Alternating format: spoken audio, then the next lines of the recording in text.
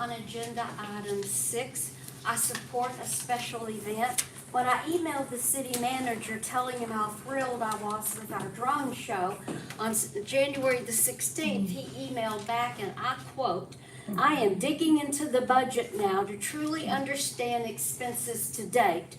You might be aware in my previous role, I instituted spending controls and implemented multi-year budgeting."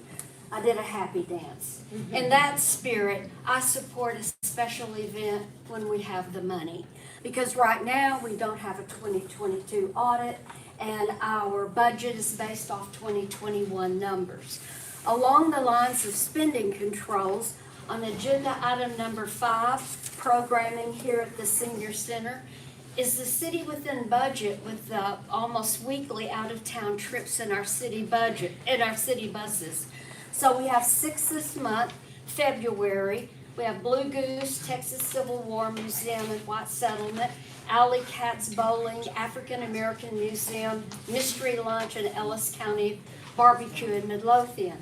In January, we had 6 trips, including Texas Through Time Museum in Hillsboro, Alley Cats Bowling, Traintopia, and Frisco. And 2023 had lots of special trips too, including the 28 who were bused September the 19th to Buttering Grace and Waxahachie.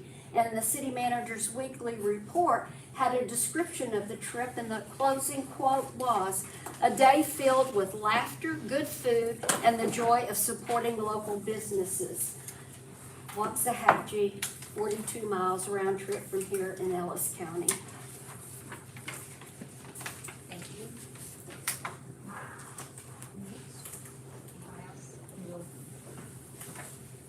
All right, we have a Look. Oh, sorry. Mark Graham, 410 Santa Fe Trail.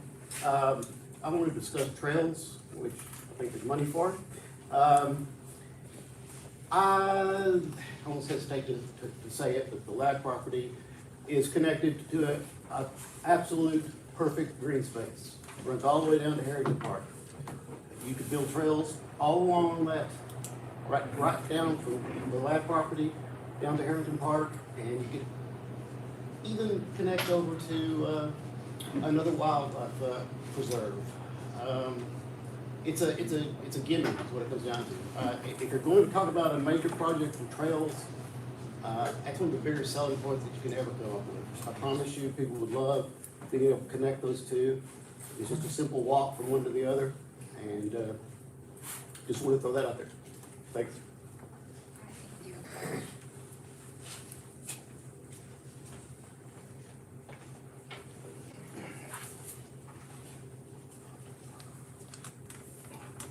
So, you know the minutes of the last meeting, everyone's in corrections.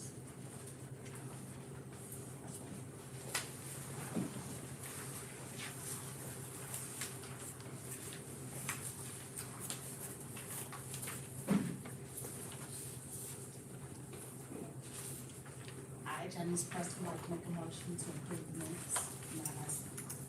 Motion's been made to approve the minutes from our last, January meeting. I'll second that motion. Been moved and seconded to approve the meetings from our January meeting. Motion carries.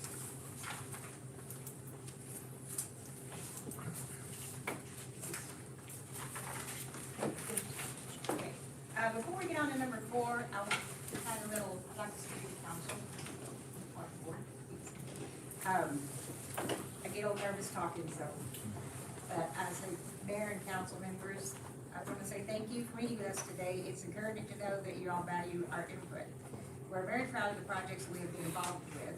With parks and the park staff, hard work and dedication, we are seeing some projects getting completed. Kidsville is opening soon and it's going to be amazing. I have gotten great feedback about the walking path at Quail Run Park. Without a doubt, these are really positive for the things for the citizens of Duncanville. Now it's time to move forward with the other projects that we have been working on. Most notably, the projects that were approved in the 2018 bond need to be completed in the very near future. These include bike trails, lanes, pump track, the restrooms and concessions, and more at Harrington Park are approved, funded at least partially, and are ready to go projects. we need the funds to be allocated. Also, another very popular project is a dog park. We have chosen a location which can be developed fairly easily, and this can be completed rather quickly. Again, we need the funds to be allocated in order to start the design and build. I know that the people of Duncanville would really enjoy a dog park. What we've been saying.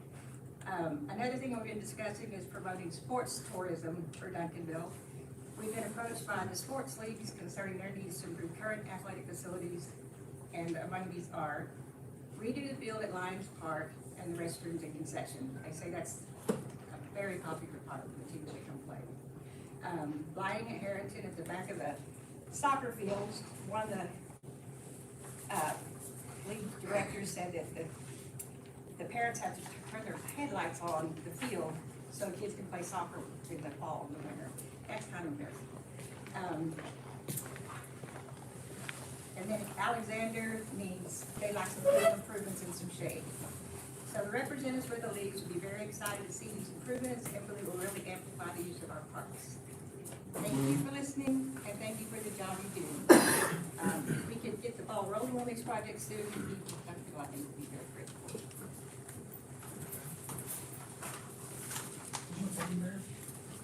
Mark, Okay. I know you have answers. Huh? I know you have answers. A few. That one's over here tonight, right? Figure out the answer.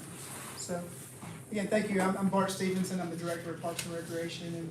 And my comments are gonna pretty much follow along with Chairperson Farrell said in her comments. My comments again are meant to inspire dialogue between the park board and the council. We'll have some suggestions and recommendations. The park board, and all the boards were charged with coming with 3 big things for 2024 by the council. Our park board couldn't settle on 3, so we actually had. So, but one's kind of small, so that's okay. So, again, as we go through the presentation, I will stop several times for you to, I guess, converse about each slide, and then we can move on.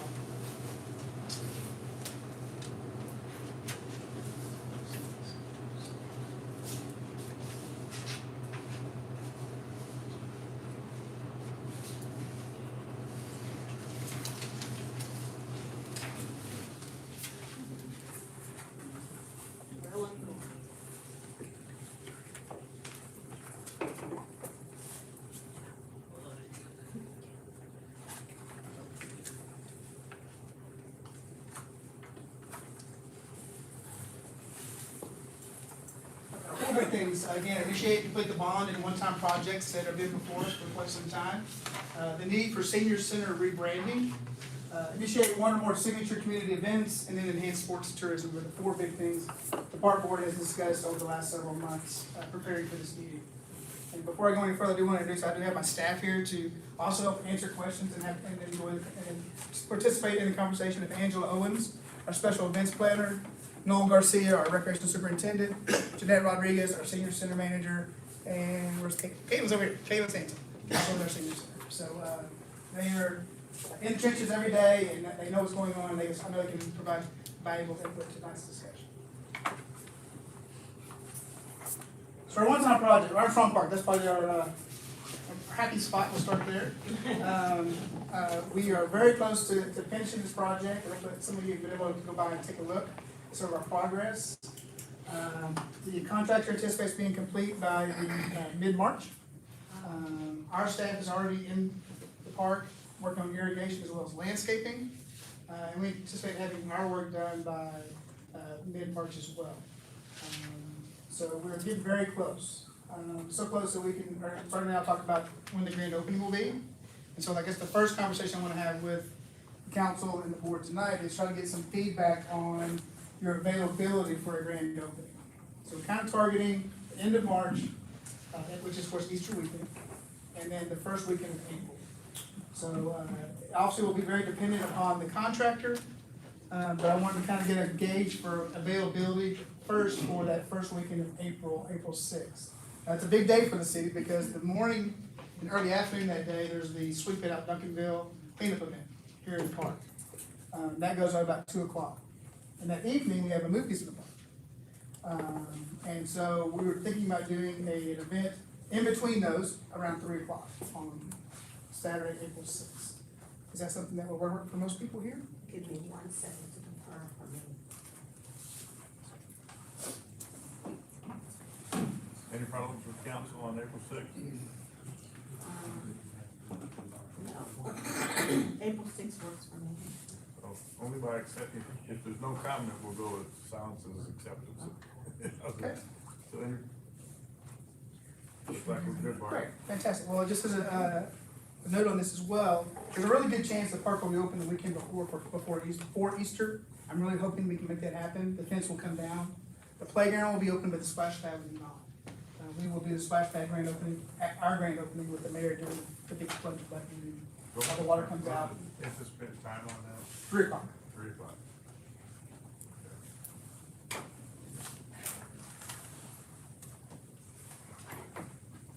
All right. Moving on to Harrington Park, sorry. I'm strong, so are we at budget, we under budget, over budget? We are probably a little over budget because we haven't spent on the irrigation and landscaping, but not by much. 100,000 maybe? 100,000 maybe? But we had money with savings in our other projects that we already completed. And we already had monies left in our CIP from previous projects from years before. So, I'm hoping not to have to dig into any of these other projects we're talking about here tonight. Definitely not having pennies left over. Not for this project, we're not having pennies left over. Yeah, no, we were all hoping to have pennies left over for this project when we got the grant. COVID happened, price escalations, and unfortunately, all of our grant money is going to price escalation. So, again, I think I've mentioned it a couple of you before, I've already had conversations with our Texas Parks and Wildlife friends. I've reminded them that that's what happened to us, we kind of got caught in the catch-22. So I hope that they'll be at the top of their list the next time we apply for a grant, knowing that we weren't able to fully take advantage of the grant for this one. Harrington Park, the current project balance on this is $2.7 million. The money that has been spent today have all been on design. We already have a contractor on board. Give us a guaranteed maximum price already at $5.5 million. So therefore, we're about $2.8 million underfunded currently. There are some funding options. We've talked to the council about this before in some of your retreats. This isn't new news, I don't think, to any of you about some of the options. Issuing additional bonds, utilizing our fund balance to make up the difference, or to phase the project. And I did ask the contractor to provide a phasing schedule for me. Phase 1 is just the concession and restrooms at about $3 million. Phase 2 is the parking lot and pavilion at $1.8 million. And then phase 3 is the bridge linking over to Waterview Park for about $700,000. So those numbers were as of October of 2023. This was in preparation of your last retreat that you had. So y'all have seen those numbers before. How much of, Go ahead. how much of that $700,000 is for the bridge, and then how much is for the trail? We allocated $500,000 for the bridge, and so about $200,000 for the trail. That trail's like less than a quarter of a mile, right? I don't have a distance for From the you. bridge to Waterview. The bridge to the Waterview Trail, as well as the bridge to Harrington Park, over to the neighborhood. So there'll be trail on both sides. The bridge is in bad disrepair. So there is no bridge. There is no bridge currently. Now, we do have some smaller bridges Am I in, thinking of- we do have some smaller bridges in that area that are in bad disrepair, yes. We're trying to work on addressing, seeing how we can address those, Okay. yes. So, in terms of what we decided, we haven't come to the decision yet on the phasing of these things, we should get the funding. No, y'all have not come to a conclusion or given us any direction at this time about how you want us to proceed with this project. That's kind of what we're waiting on. But I do know that you guys do not want to make a decision on this project in the back, and you want to look at all the other projects Right. that you're dealing with as far as the streets and the facilities as well. So this is just talking about the parks only. Mr. Chair, yes. That was my question, timeline on phases, but like you said, we have We have not decided, so, I know the mayor and I made some promises that we have not been able to keep for the concession restrooms.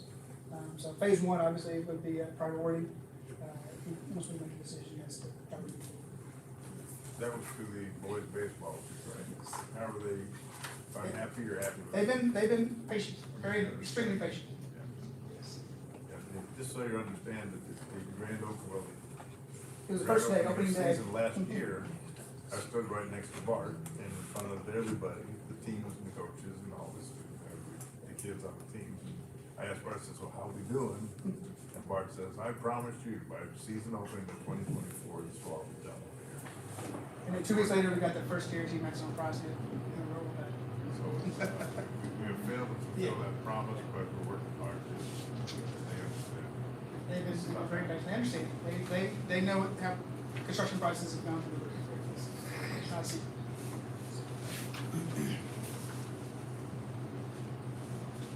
Here are our trail projects. We have $1 million in trails from the bond election. We've spent about $70,000 on the 5-mile shared lane bike loop that we did. So therefore, we have about $930,000 left in the trail budget. I know we've talked about lots of different ideas for how to spend that money. We actually even used it to use as an opportunity as our matching portion of a grant that we applied for through COG. We were not awarded that grant, but they were very, very interested in this project. They were very supportive of it. They didn't have the funding at that time to allocate to this project at the time. So there still might be some dollars out there in the future for that AML project. Just a little insight on how the COG goes about prioritizing how much to spend money. They rank things on a very quantitative basis, and it's competitive. Just because we put in for it and we say we like it, it goes against every other project received by the COG from every city in the 16 counties. So it's not to say that Little Duncanville has a problem, it's to say that other people may be coming in with much larger projects and saying that how it's gonna impact the overall region or how it's gonna impact the overall city versus being very prioritized and specific in terms of what we're doing here. So looking at these things and understanding how the COG works it's a difficult process, because again, it's very, very competitive. And I sit on the RTC representing 7 cities, and I see this process, so the next time we go forward, it really needs to pound on the table and see what we can do to get the priority up. Not saying that's gonna happen, there's no guarantees, but sometimes the louder the voice makes an impact. So having this availability and having an understanding of how the COG works is important for everybody in the citizenry to understand, especially you folks on parks. When Park puts together these grant projects and whereas, they need to be really, really screwed down tight. Because they're gonna as I said, they're gonna scrub it and quantify it to the best of it can. Because there's so many projects competing for each individual dollar. That particular funding cycle, I recall, DART got about 80% of the money. So they like those big regional projects. So. On the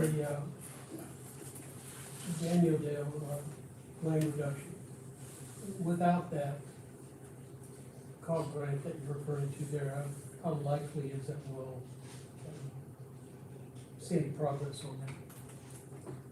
Again, I think we're just kind of waiting on direction from the council as to what kind of trail projects you want, or how you want to spend that money. We need prioritization as the project you want to see us move forward with.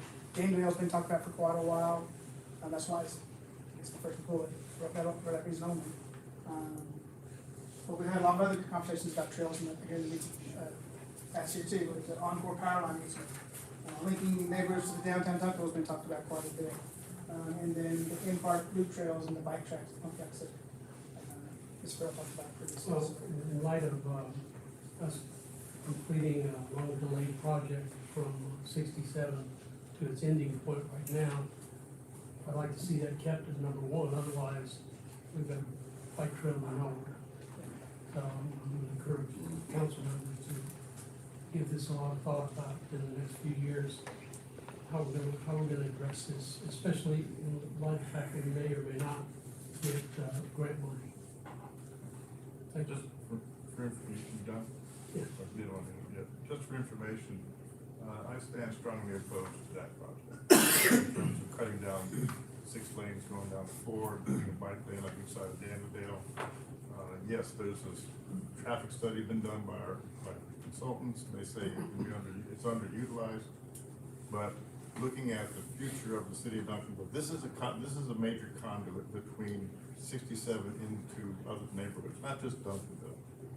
And watching what happens and looking what happens and seeing this possibility and the dollars it's gonna cost, I cannot see that this is gonna be wise use of the city's money to constrict the lanes on Duncanville from 6 going down to 4, strictly to create bike lanes. We can put down signs, we can say this is a bike lane, if we can do it like we can on the decals, we can put a sign up saying bikes can use the appropriate lane.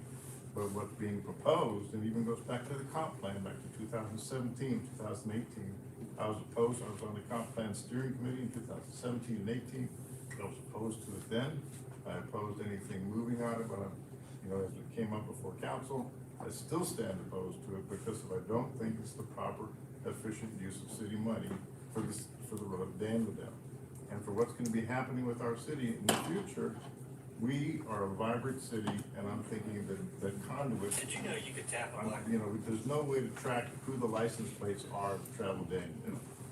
Probably a lot of people live outside the city of Duncanville, but that's not the point.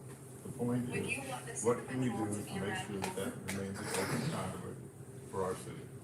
So I understand where you're coming from, Mr. Contreras, but I said I've been opposed to this ever since it was brought up. Yeah, I'm aware, and you made a good point when you brought that up last year.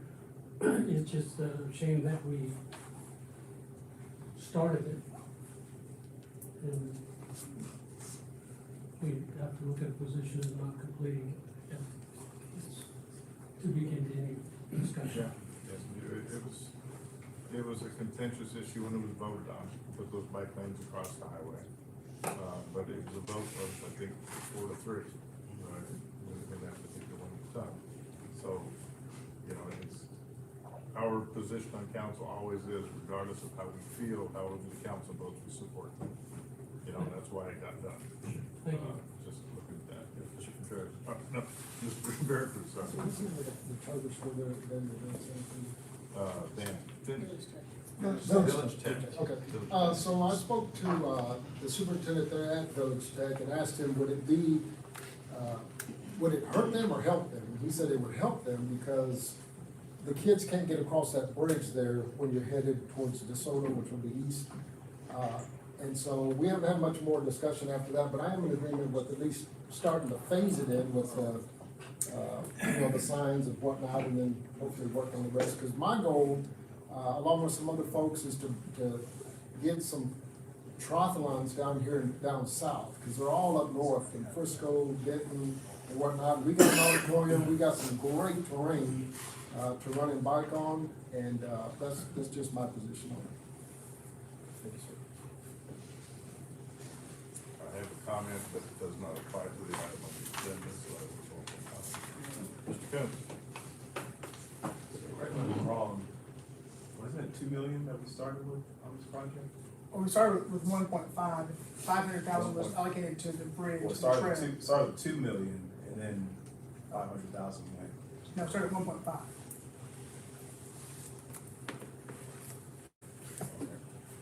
Go back and look at that. But, and so now, and I've been saying this, and actually, I really want to hear from Parks Board, because we do have multiple options that have been discussed, and also, and now with the nature preserve, now there's also consideration that trails will go there as well, and the option of connecting trails all the way to Windmill Hill Preserve in DeSoto. And so I would like to hear from the Parks Board, because I feel like we've already got the recommendation from the Parks Board on this. We haven't really discussed it, but the main thing is that, Greg, you said, the next couple of years we need to be thinking about what we need to do with it, but in 3 or 4 years, that $930,000 is going to end up being $500,000 in value. So the longer we put this off, the less that money is going to be worth to do anything with. And so I kind of feel like we have some options, and that we need to be having a serious discussion about doing something with it sooner than later. But I would like to hear from the Parks Board as far as what your discussions have been on trails projects and what your recommendation is. Chairperson Farrell, that is up to your decision. This city council cannot talk to the individual members of the park board without going through you. Ms. Farrell, if you don't mind, I'd like to hear from you and your board about your recommendation on trails project. Sure. So back in July 23, we did recommend that we, do the protected bike lane on Duncanville from 67 to Clark. And then for phase one, the phase two would be from 67 to Clark, city limit, just past Clark. And that was, we looked at the painted, lanes and signs as opposed to having them demarked. And with the paint and the signs, people are much less likely to use the lanes. If you give them protection, more people of different skills will use the lanes. It encourages, and you've seen all these scooters, these kids on scooters now. And, you know, and e-bikes. E-bikes are, those who don't know, I have a bike shop, but e-bikes are growing like crazy. And so when you give them that protection, more people use it, the kids will be safe, like walking to school.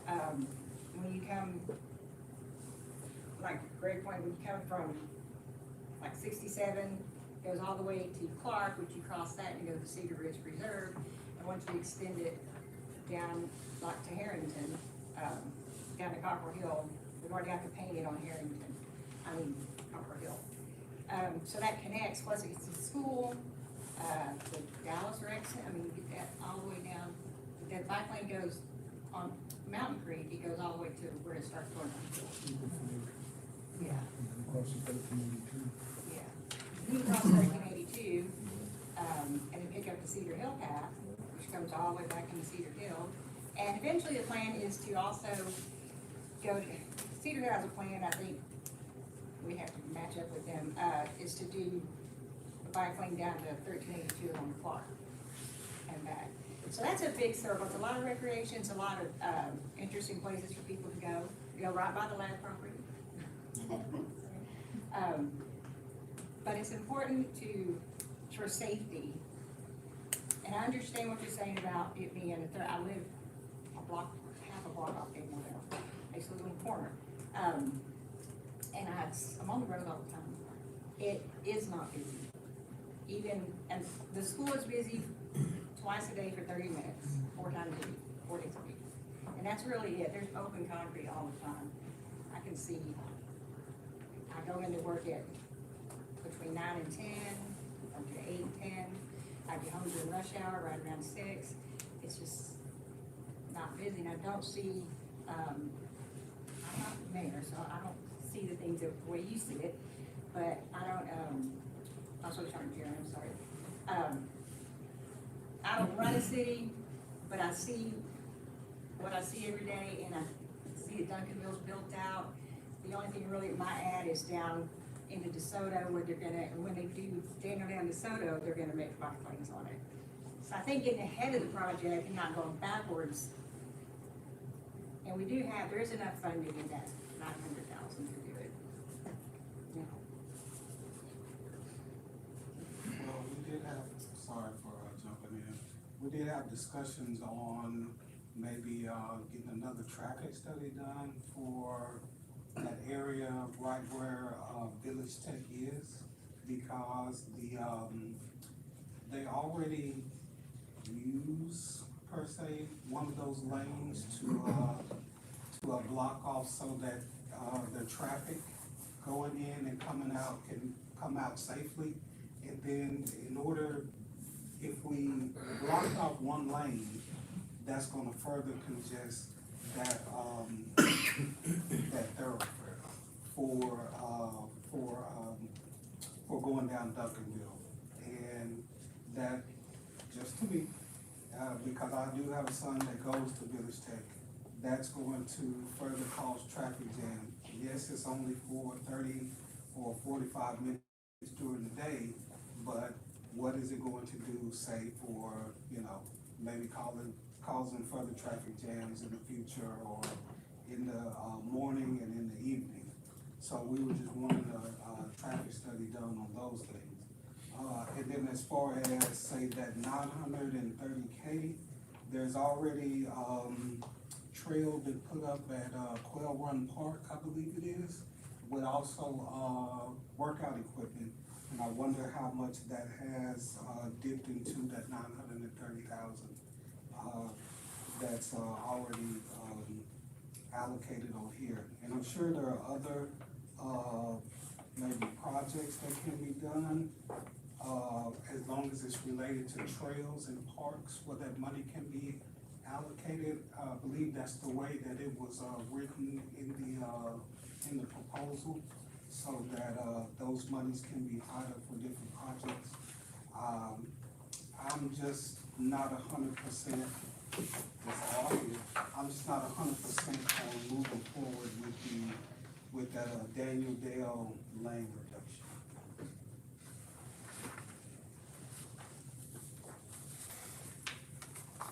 Oh, yes, ma'am. Mr. Thompson, just to answer your question real quick, the, trail at Quail Run and the exercise equipment, that was funded through ARPA funds, and not the bond funds, and that project was about $100,000.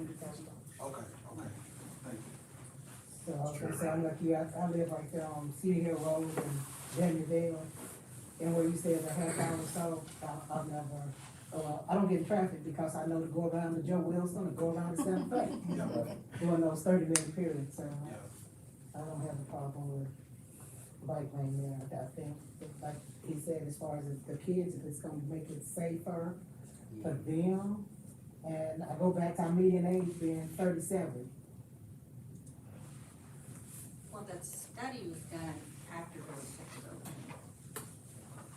It was done, because Village Tech opened August of 18. And the study was in 19. It was quite a bit after that already been before.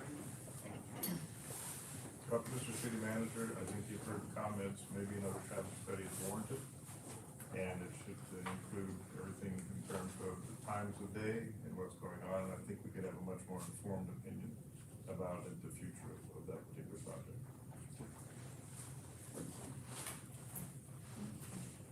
That concludes our 2018 bond projects. We have one one-time project, and it's also been funded with ARPA funds. And that's our dog park, and we just received our RFQs for design for this project. We're actually meeting this week to score those submittals. So very soon we'll have a architect on board to help us design the dog park. We have about $100,000 budgeted for the project. We anticipate about $50,000 to be spent on this design work. So we'll have about $50,000 left for construction. So I can assure you we'll probably get some additional funding from somewhere to finish that project. So that's to be seen. It could be phased. There's a number of options once we get to that point of knowing how much it's going to cost. And part of that design will include an opinion of probable costs. So we'll know at that point how much money we'll need. So moving on now to our senior center. Again, we have Jeanette and Caitlin here to answer any questions you have about kind of ongoing activities. Quite frankly, the usage here at the senior center has really not returned since pre-COVID. And I'm sure there's lots of reasons for that, but I know if you come over here any given day, we cater to the older senior citizen currently. And the facility, quite frankly, is not, and our program really have not kept up with the evolution of today's senior centers. Today's seniors are very different from our parents or grandparents. They want activity, they want improvement, they want to have fun.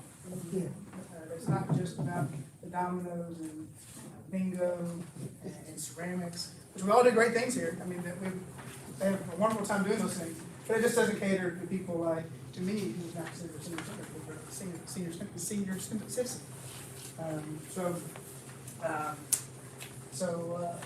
Now it's time to rethink kind of the purpose of this facility, where we want it to go. So we submitted a supplemental package last year in the budget process to talk about rebranding, renaming the facility, starting with that.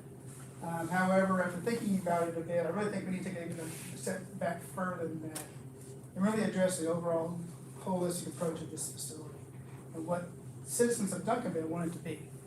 It's not my facility, it's not our staff's facility, it's the citizens of Duncanville, right? So we need to take a step back and really take a deep dive into what our community wants to see happen at our next senior center. I'm not saying we need a new center, I'm saying we need to rebrand and rethink what this one provides for us. And so, just let you guys give you a heads up, and I'll be bringing, part of what we've been talking about this for a while too. I think they're well aware of kind of our numbers and how they've shrunk in the last few years. Just before COVID, we had upwards of 75 to 100 citizens here today. Now we're at About 50 to 60 today. so They've died. what's that? Well, I don't want to say that, Mayor, but that's the truth. That's the truth too, that's unfortunately. Yeah, a lot of good friends I've known here for a lot of years and a lot of years. So there's some truth to that. So I think that it's time to probably bring in a consultant to help us with that effort, help us with getting out, we can do some of this on our own, but getting out and getting the community and finding out what it is our citizens want to see out of our senior center and what we can do. Have we checked around, not just in this local area, but around with senior centers that maybe have higher numbers to see what they're doing, that the new seniors We find have, more attractive? sure we have. I mean, I don't know, we've done quite a bit of that. Our staff has done quite a bit of that. I'll tell you, we're ahead of our sister cities here in the West Southwest. I know that they've pulled those folks, and we're still doing more programming than those guys. We're bringing more people than those folks are doing. But we don't wanna wait until we start falling further behind before we address this issue. So that's why I want to bring it up now, and really kind of get the ball rolling as to how we reimagine what this facility is and how it caters to our seniors here. Is the term senior still gonna be in there somewhere? We're not sure what the consultant. Well, those seniors don't like to be called seniors, I'll tell you that. I've been to many conferences and they talk about these very issues. We're not alone in this. This is nationwide. This is not a Duncanville problem. There's lots of senior centers just like this one. It's been doing the same things for years and years and years. Goes back to macrame day. Macrame? Yeah, well, they don't do that anymore, but, you know. There's a lot of centers just like this, but they're all moving to these active centers and multi-generational facilities. Now, those facilities cost lots of money. I'm not sure we'll ever get there, at least not while I'm employed here.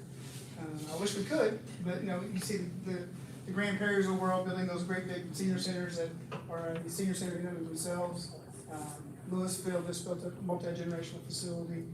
There are a number of them going on. DeSoto's like to build. So, right next door. But recognizing today too that 70 is yesterday's 50. You know, in terms of longevity and activity, the individuals that are 70 are very, very active. Yes. And don't consider, you don't call them senior, you know, whatever. Well, I'm a guy, you know, I do what I do. But why am I senior to you? I don't have a junior. That's why we first talked about just changing the name. Let's just change the name. But then you think about that a little more, and that's just, you know, change the name is a step in the right direction. It's not enough. And we really kind of need to take a deeper dive and really, I think, get to know our community a little bit better about what they want to see happen in this facility. I mean, you go to our rec centers and watch pickleball. That's huge senior sport. Huge. I mean, it's all ages, A but the sport for more seniors. mature individuals. It's for all ages, you see all ages out there doing it, but the seniors, particularly, you know, because it's such a short distance of running and moving, but they love it. They love it. So, Yes, Mr. Veracruz. What is the minimum age to get into the center? 50, I'm 56. Like, oh, how many years ago? See, your senior didn't even know it. Now, if you're 60, you get a free meal. Okay. 6 months. If you're 60, you get a free meal. Yes. But, yeah. Does staff want to say anything about what they're seeing, what things like to see happen? Yeah, just about what you were saying about the name. We get about half of our seniors who say they don't wanna be called seniors, and then we got the other half who are very proud of being called a senior. So yeah, we're definitely would have to dive in and see how much we get feedback on that, Yeah. the name actually. So. I guess I would piggyback on what Bart says. I've found that over the last couple of years, that just being a little bit more engaged with the members, people who come through, like I do with Jeremy or Mr. Veracruz when they come through, Ms. Cherry. We found that even though we have a smaller and older facilities, they feel as if they're coming to a place where they're welcomed and that they belong to. So we've had to take it up another step, if you will, be a little bit more creative in how we could bring our numbers up. For example, with pickleball, Bart mentioned, we went from 2 or 3 players a week to roughly 75 plus players a week now. We offer pickleball 3 days a week in the morning and Thursday nights, and then we have a volleyball group on Friday nights, and the age is range anywhere from, his son is playing, he must be 4 or 5 years old, and he's hitting that pickleball all the way up to 75 plus years of age. But I think that it's the interaction we have with the customers, so whether it's Don, or I saw the mayor in the game room the other day playing pool. I played a game of pool with him. I think that the customers, it's something different, whereas before you treat them like a customer, they come in, you service them at the counter, they go on their way. We've changed a little bit where we walk through some things with the customers, whether it's a track upstairs, working with them in the fitness room. And I commend both Caitlin and Jeanette and her crew, and this is a well-oiled machine here at the center. But I agree with Bart that, and she has said that we are starting to get some younger folks that come through the doors, and I think I commend Francisco on that with marketing and advertising. I think for a couple of years, we lacked in areas of how we could get out and market our 2 facilities here. For many years, people thought this was a assisted living facility. But I agree with Bart, we can't compete with the bigger facilities out there, but I think that if we take a deeper dive into what the community wants, we can make this facility in the rec center everything that people are looking for in a small community. How's that pool game with the mayor turn out? He's good. He's actually, he's a little rusty, but he's good. So you what specifically a lot? That was a good term, maybe we can start calling this rusty, little rusty. So thank you. Rustic activities. He took a day off. Well, thank y'all for that conversation. We'll certainly look at that as we go into the budget season and looking at how to approach this issue.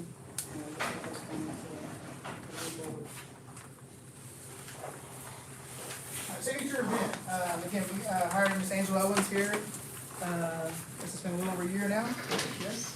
So she's now fully immersed with all of our current events that we've done over the years. And we now are really starting to focusing on how to expand her role and bring new community events to Duncanville. That was part of the charge when we brought her on, to bring on these larger events. And again, as we start preparing for the upcoming budget process, this is the perfect time to talk about what types of events the council and the park board want to see when it comes to community events. There's been a number of things tossed out there over the last couple of years, and we started talking about this special position. The revival of the Smoking Closure Barbecue Festival, an event that was held by the Lions Club a couple of years ago, and just grew to be too big for them, unfortunately. The weather didn't help either, that's correct. Maybe that 2 out of 4 years, that was? Yeah. So, here's across from Mardi Gras. Multicultural festival has been talked about for years. It's something that really, we are a very diverse community, and really using that to our advantage to have a multicultural type of event. We have I think, multicultural commission still, correct? Yes. Let's talk about working with those folks and creating some type of event over the weekend that would highlight all cultures. And the Arts Commission. And the Arts Commission. Very cool. We had a name for it, it was called Fusion Fest. They just never made it off the ground. But maybe we can provide something like that. So at this point, I just want to kind of get, I guess, everyone's thoughts about what you would like to see, especially so that Angela and our team can start putting together our budget process. And Angela, you want to have any comments here at this point? I'm here to listen. We polled the employees during the employee luncheon as to what they wanted to see. They gave us lots of suggestions. One of the reasons I really wanted to go to them is that they work this. They end up having to come in on their days off and work this 95% of the time. So I really wanted them to have something that they would get excited about. Well, when this was first considered, I think most, not everyone was on council at the time, but we knew that we had an opportunity to become something different for the West Side, for Southern Dallas County. How could we draw people from Southern Dallas County into the city of Duncanville for a signature event? For example, Addison has Boomtown, a great Grapevine Fest, something like that. And they're indicative of them, they've been going on for years. We would be embryonic in what we would do. And there's lots of ideas floating around out there, but it couldn't be July 4th, because everybody does July 4th. Juneteenth is a rotation, we do that. It's a difficult task, and we know that. But that's why we felt as a council, we needed someone to do nothing but find a signature event, do signature events for us. And for example, is Opal. Yeah, that was a signature event. And it attracted people from miles, hundreds of miles, to come and sit down and talk to us all. So looking at that, congrats and kudos to you, all of your staff, to put that together.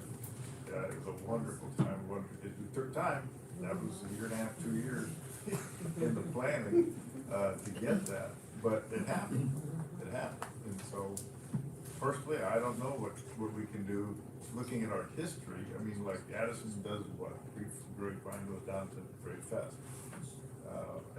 I've even been invited by the mayor of Grapevine to go stomp grapes. I've done that, I don't intend to either, not something I'm looking forward to, but a signature event that people would say, hey, on this particular day, from Grand Prairie and from Irving and from the southwest Dallas County, I'm going to Duncanville because that's where it's happening. And what that is, Angela, I don't know. You know, that's why we looked at budgeting for a person to do that, to create a signature event for our city. And the other cities do not have one. No, they do. They do not. So it's an opportunity. It's good. What does a multicultural festival look like?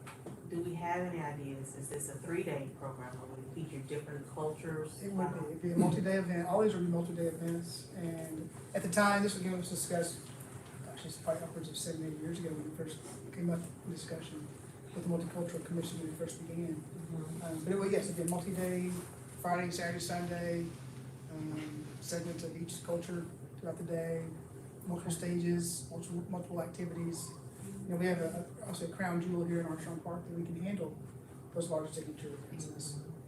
And now with the new Kidsville and Splash Pad coming on, it just adds to the allure of this facility, this park being, home to these types of events. And So just going off these lists, this list, I like the Multicultural Festival, and then I like the Revival of Smoking Blues and Barbecue Festival. So is the Barbecue Festival, are we having different citizens come out and participate in like barbecue cook-offs? What does that look like? It was a large barbecue barbecue competition that was open to, I think they were across the country. It was across the country, yeah. It was across the country, and it was Kansas City Barbecue Society judged and Say less. and whoever won in Duncanville got automatic entry in the Jack Daniels World Championship. It was big stuff. This was a nationally ranked competitors that came here for the barbecue. What are we doing? But that's why I was on the list, number one. Okay, Yes, I like that, and I like Multicultural Festival. There. So, I like the way you're thinking there, and so when I was president of our Christian Firefighter Association, we were trying to create a signature event. And instead of that, we just latched on to something that was already there. So this Dallas Fire Department, right? So we have a 9/11 remembrance that we do. Every fire station does in the whole city. So we just kind of latched on to that and just started buying breakfast for different fire stations and just kind of joined in with prayer and someone to come in and speak. And then we did the ceremony and just kind of hung out a little while. So what I'm getting at is that right now, I think the only thing that we have that's signature so far is our Hispanic Heritage Month when we celebrate that part. If we could add some barbecue to it and then some jazz on the other side of it and really work that, I think that might work. You know, it's a thought.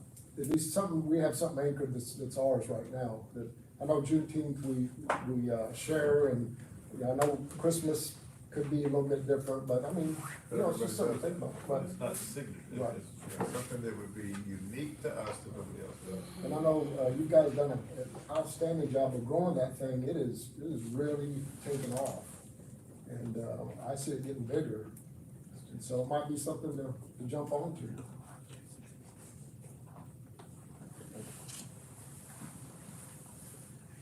Did you say jazz?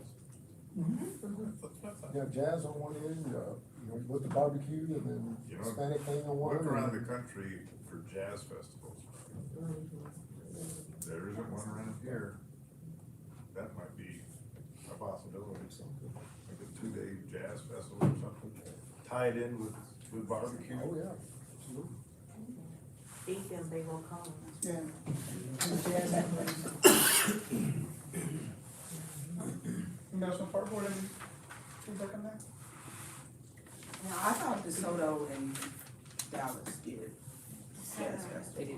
Some of them has some jazz events. I'm Is it sure, events? I'm sure they have a That's not festival, full but they have, I don't know if they have a jazz event that they do regularly. And the former Smoking Blues and Barbecue Festival, can you remind me what month that was that it died down because it was a weather issue, so I'm just curious about the timing. Well, the first one was April, and it got rained out, and then it got moved to October. Yeah. And it got rained out. And And to then, Don's credit, and then one year, it was about 90 degrees in October. and to Don's credit and understanding, it was a Lions event. It was a Lions Club event, city supported that. So looking at that and taking the burden of responsibility off of the Lions Club, they can still support it, endorse it, sponsor it, and so forth, but in terms of making it a city event, it needs to have a turn. You know, if you were to do something like that. But the folks at Lions Club have the experience of how to put it together, how to make it happen, getting the Kansas City folks and,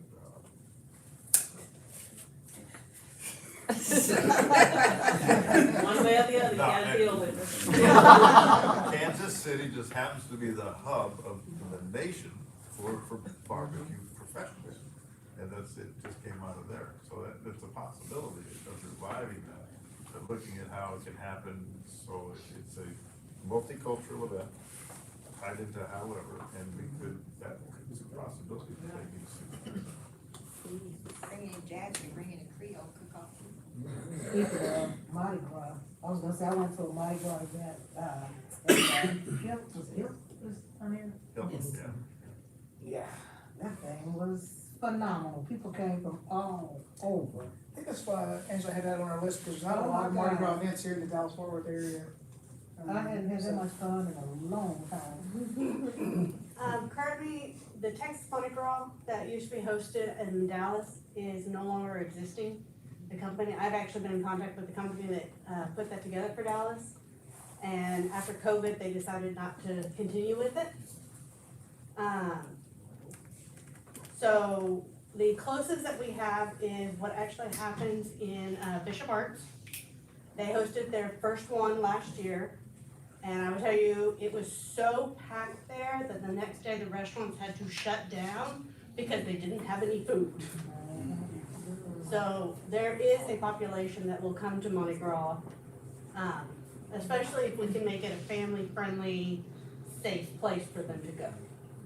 And it would bring in the Creole food, it would bring in jazz, it would bring in blues, Zydeco. I have a passion for Mardi Gras. Most people celebrate Valentine's Day, I celebrate Mardi Gras. And you said, what was the word you used about family friendly? One of the issues we dealt with Smoking Blues was the serving of alcohol. And it was dealt with, we did it, okay? We attempted to handle it in terms of making like a beer garden. And it was admission only into that particular area. You had to consume the alcohol in that garden. You couldn't take it into the entire park. So family friendly is very, very important. We hear that from everybody who goes to our July 4th and everything that happens for Easter, that, you know, we like it because we've never had an incident in our city because our citizens appreciate that piece. So taking that forward, how do we do that? How do we do Mardi Gras? How do we do jazz? How do we do barbecue with alcohol? Instead of saying none, knowing it's gonna be a piece of it, how do we bring it in and make it acceptable and controlled so it is continue to be family friendly? The also attract those individuals that would like to have some kind of cocktail or some kind of, it can be controlled, and we did it circumspectly, very, very carefully. I think there are ways to control those with either the gardens or limited wristbands that allow you to get a drink, those types of, there are things that we can do to limit the drinking usage. Festivals, so.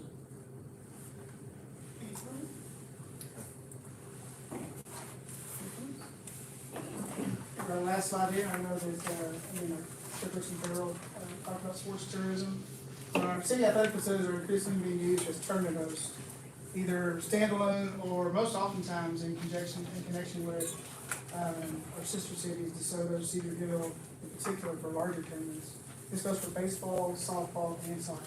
So we're seeing more and more tournament usage in our city facilities. The recreational leagues have kind of stagnated, and that's not an issue with Duncanville, that's an issue nationwide. Every parent and child wants to play at a higher level. They think that they're above the recreational sport. And so they will play on the select team to travel around. And so that's why you're seeing that in all the sports. So our local sports teams do a fantastic job of offering recreational athletics to our kids. There's now opportunities to add additional tournaments and things at our facilities that will bring sports tourism to Duncanville. Much like our field house, it'll bring people who will come spend dollars at our restaurants, buy gas in Duncanville, maybe even stay at hotels. We think it's now's the time to start looking at our athletic facilities and perhaps investing in those. And we have some recommendations. We've already had conversations with our now soon-to-be former economic development managing director, whatever it's called, Gus Garcia, and he was totally on board with this. He gets it. He understands that using economic development dollars on these types of projects helps the community and helps bring people to Duncanville. And so there are lots of examples of cities, including right next door to Cedar Hill, where they spend a significant amount of money through their economic development department on their athletic facilities to not only make them look better, but also just to maintain them. So they've gone an extra step using it for maintenance. But again, our recommendation is working with the economic development department, our finance department, identifying these projects that Councilmember Farrell already mentioned to you previously. Looking at these projects, seeing how we can get those funded, and moving forward with improving our sports facilities to attract the higher quality and the bigger events to our area. Being much like our field house and trying to use that as an economic engine to bring people to Duncanville. So I had a question, you just answered it, because I wasn't clear what direction you're going. You're thinking of going toward more attracting the elites than the recreational. We're not going to, but I want to make sure, yes, but I want to make sure I'm clear that we're not going to exclude the recreational. That's really the key here, because there are still recreational sports happening here in Duncanville, and we're not going to kick them out. I want to make sure that we're clear on that. Okay. We just want to make sure that what we do know that we have lots of available time on our facilities to do these types of things. To attract the elites. Yes, to attract the travel ball people, as they call them, for all the sports, baseball, softball, and soccer. Duncanville at one point had one of the largest soccer tournaments in the area. I was raising kids. I know when I first started here, Councilmember Contreras told me all about it, and he was involved with it. That event kind of went away for a while. We have a new leader in TSA. He wants to bring it back. He wants to try to grow it again. And we're supporting him in that. But we think we can go further. We have a lot of needs when it comes to our facilities. We have a lot of aging concessions, restrooms, especially at Lions, lack of shade for spectators. Some of our ball fields are in disrepair. They just need leveling, resodding. I want to start looking at those things, coming up with a list, and working with our CIP, working with our finance department, our economic development department, and finding ways to identify these projects and get them funded. Go ahead. Just very quickly, I want to remind you, some may remember, we actually hosted a bike rally here one time. And I didn't know anything about it. I was having to park cars. I wanted to volunteer my time, so I was out there to park cars. It was very well attended, people came from all over the Metroplex, and it was very successful. The problem turned out to be is that it was, trying to get the people to come out and volunteer and support. Otherwise, it was, I just recall by the numbers of people that were there and where they were telling me they were from.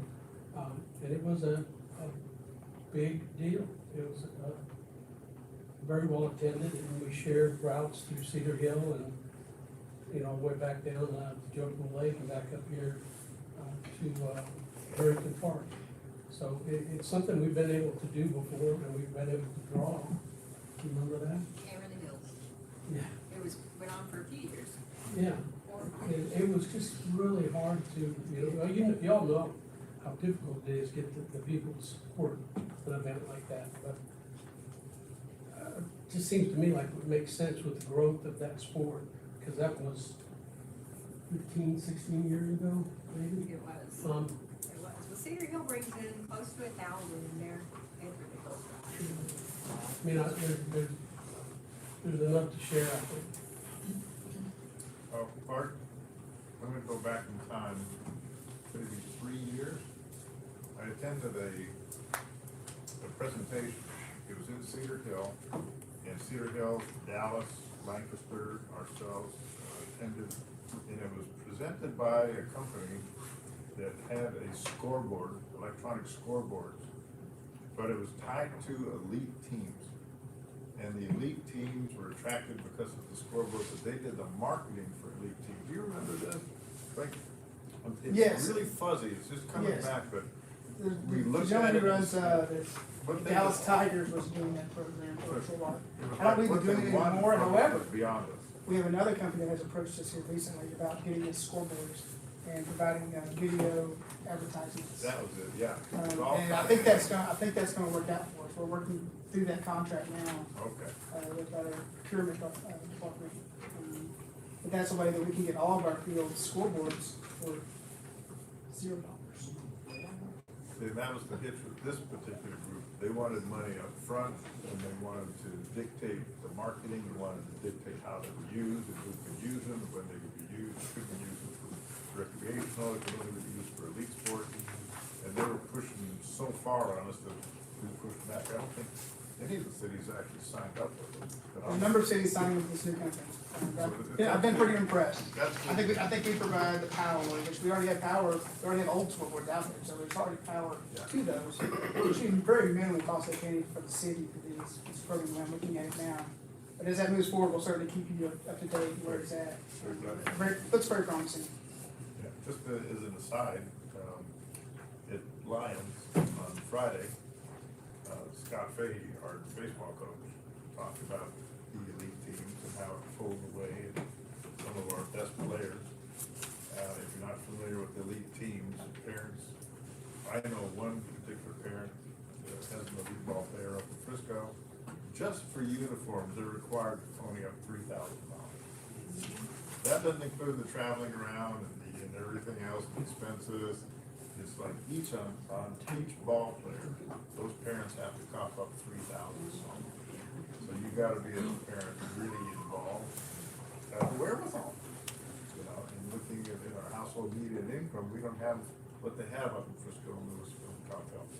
But that doesn't stop some of these kids down here from getting into those elite leagues. If they're good enough, those parents are getting in there. Scott Fahey touched on this just a little bit during his presentation on Lions on Friday, so he's aware, and he knows his kids, some of his kids are qualified to be elite. But it's a whole new ballgame. What makes this program better? You know, when those kids from Duncanville play on these travel teams, you go see better competition, it makes them better players, it helps out our high school team. He understands it, that's good.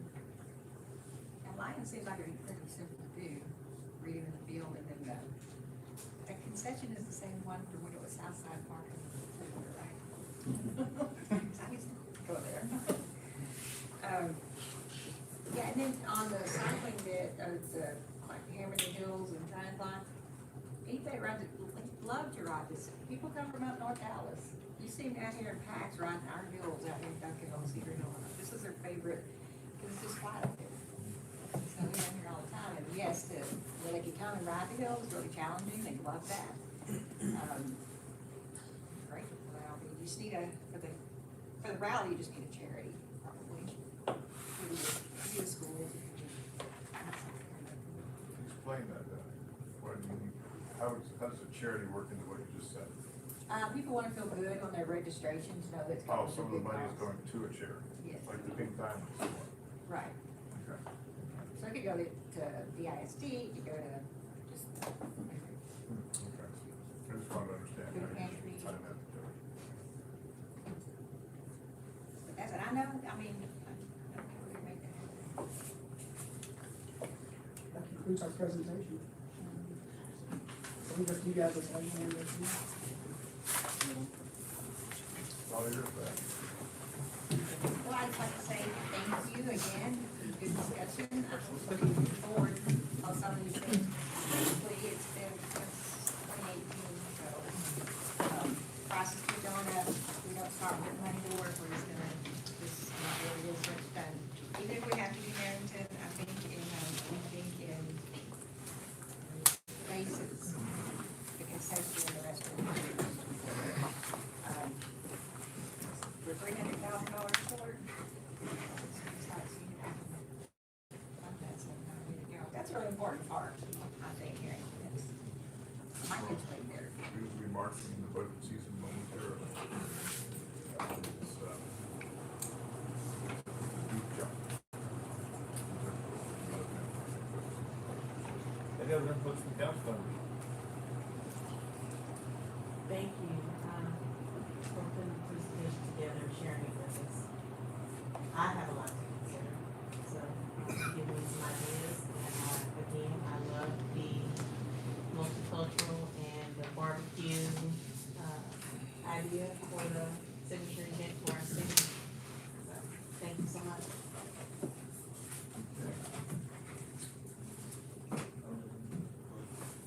I'd like to make a motion that we, I'm sorry, I move that we adjourn. I don't know why I did it. It's been moved and seconded, Mr. Parker, meeting adjourned. And for city council, we do not need a motion for adjournment, simply say completion of all our business, we are hereby adjourned. Timestamp is 7:39, thank you very much.